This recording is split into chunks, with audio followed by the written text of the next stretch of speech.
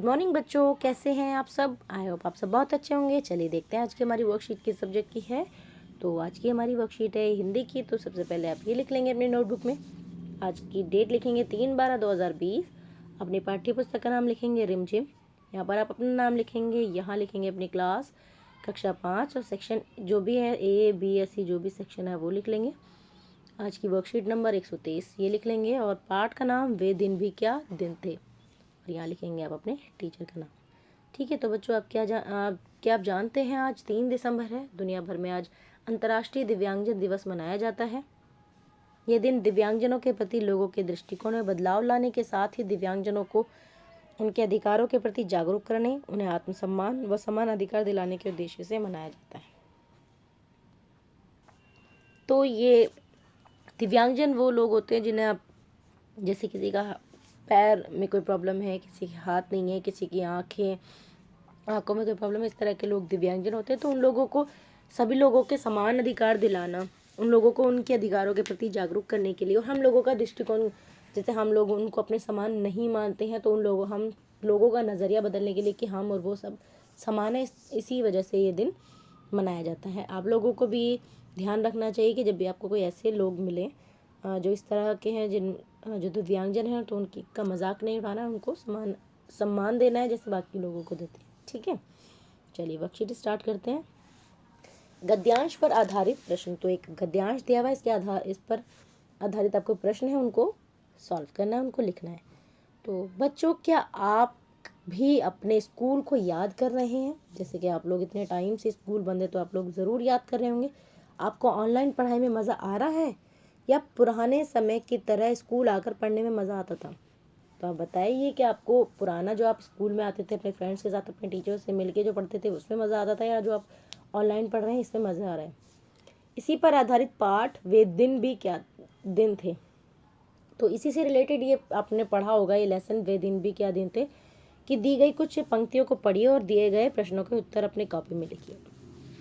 School के बारे में जानकर कुम्मी सन 2155, अभी 2000 चल रहा है, 2020, सन 2155 और पुस्तक में बताए समय की तुलना करने लगी। मतलब जो भी दो टाइम दिए उनको तुलना करने लगी। वह जानकर बहुत हैरान हुई कि पहले सभी बच्चे एक विशेष भवन यानी स्कूल में जाकर पढ़ते थे। उस भवन को स्कूल कहा जाता था। उन्हें सभी विषय अध्यापकों चाहे वो स्त्री हो सकते हैं, पुरुष यानी लेडीज और जेंट्स टीचर दोनों के द्वारा पढ़ाए जाते थे। स्कूल में अध्यापक पढ़ाते थे, प्रश्न पूछते थे और गृह कार्य भी देते थे। तो आज के टाइम से बहुत आगे की बात है जब कुम्मी देख रही है और वो अपनी उस पुस्तक में पढ़ रही है कि लोग जो है पुराने टाइम में एक भवन में यानी स्कूल में जाकर पढ़ते थे और टीचर से पर्सनली पढ़ते थे, और टीचर उनसे क्वेश्चन भी पूछते थे और उनको होमवर्क भी दिया करते थे। ऐसा कुछ आपने पढ़ा होगा चैप्टर में। प्रश्न एक है, चित्र में कुम्मी किस उपकरण की सहायता से पढ़ रही है? तो आप देखिए किस चीज़ से पढ़ रही है। जी हाँ, ये है, सबको पता है, लैपटॉप। आजकल तो सबको पता चल गया है, बहुत यूज़ करना पड़ रहा है लैपटॉप, मोबाइल, कंप्यूटर। कुम्मी को क्यों हैरानी हुई? कुम्मी को किस बात की हैरानी थी कि क्या लोग पहले स्कूल जाकर पढ़ते थे, क्योंकि अब उसको तो इस तरह पढ़ने की आदत हो गई। अगर आप 3-4 साल इसी तरह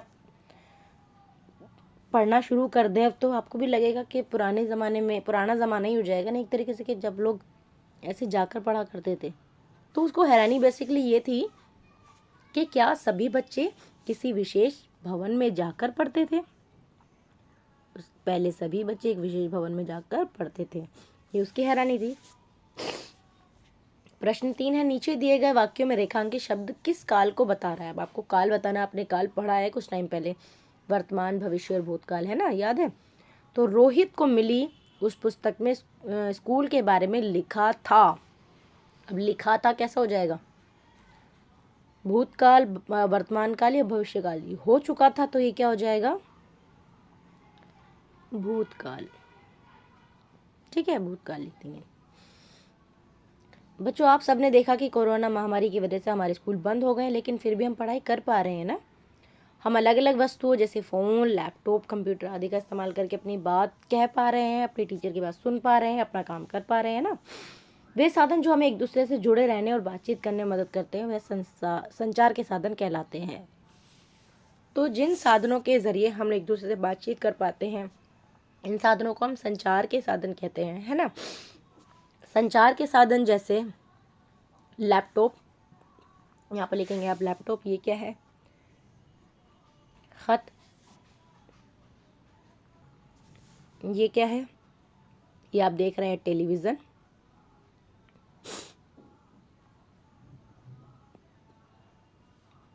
अखबार,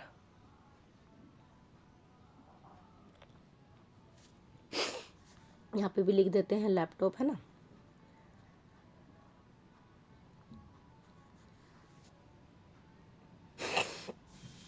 उसके आगे ही इनके नाम, जब लैपटॉप है इसका उपयोग क्या होगा, अभी आप लोग लिख सकते हैं कि इससे हम अपने टीचर से ऑनलाइन पढ़ाई कर सकते हैं, और जो भी कुछ हो सकते हैं, ईमेल करना है, मैसेज करना है, वो भी इससे हो जाता है, वीडियो कॉलिंग इससे हो जाती है।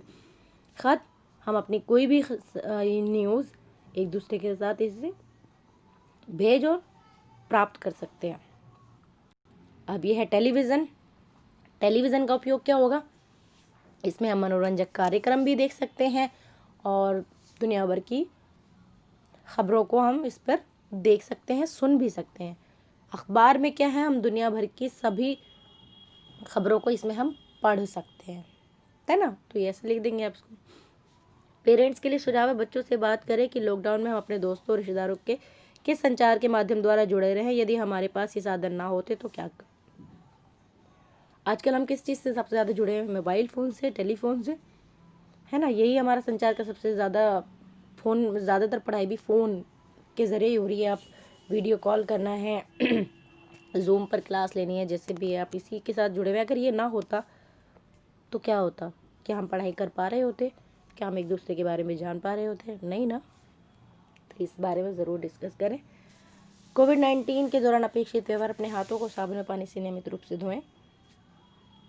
तो हर 15 से 20 मिनट बाद अपने हाथों को साबुन और पानी से धोएं, और इसलिए धोएं ताकि आपके हाथों पर कोई जर्म्स, कोई वायरस ना हो, और ताकि आप किसी बीमारी से परेशान ना हो सकें, आप कोविड से बच सकें, कोविड से को हरा सकें। ठीक है, ये थी आपकी आज की वर्कशीट। मिलते हैं नेक्स्ट वर्कशीट में, तब तक अपना ख्याल रखिए, खुश रहिए, हेल्दी रहिए, बाय बाय, टेक केयर।